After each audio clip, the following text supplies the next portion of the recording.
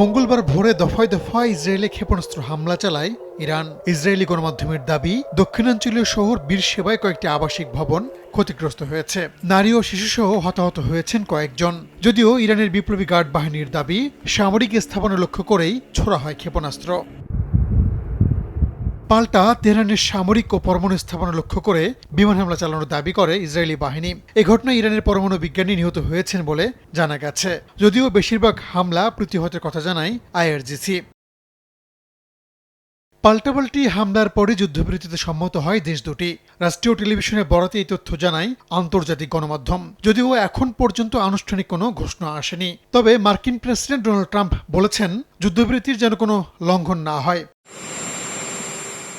এর আগে নিজের মালিকানাধীন সামাজিক মাধ্যম ট্রুথ সোশ্যালে এক পোস্টে ট্রাম্প জানান, ইসরায়েল ও ইরান পূর্ণাঙ্গ যুদ্ধবিরতিতে সম্মত হয়েছে। 24 ঘন্টা পর দেশ দুটির মধ্যকার যুদ্ধ আনুষ্ঠানিকভাবে সমাপ্ত ঘোষণা করা হবে বলে উল্লেখ করেন ট্রাম্প। পোস্টে ইরান ইসরায়েলের সংঘাতকে 12 দিনের যুদ্ধ বলে জানান ট্রাম্প। আশা প্রকাশ করেন, এই যুদ্ধবিরতি স্থায়ী হবে। বিশ্ববাসী এমন উদ্যোগকে স্বাগত জানাবে উল্লেখ করে ট্রাম্প লেখেন, এখন শান্তির সময়। সোমবার রাতে কাতার ও ইরাকে মার্কিন সামরিক ঘাঁটিতে হামলা চালায় ইরান। নিজেদের পারমাণবিক স্থাপনায় আক্রমণের জবাব বলে জানায় তেহরান।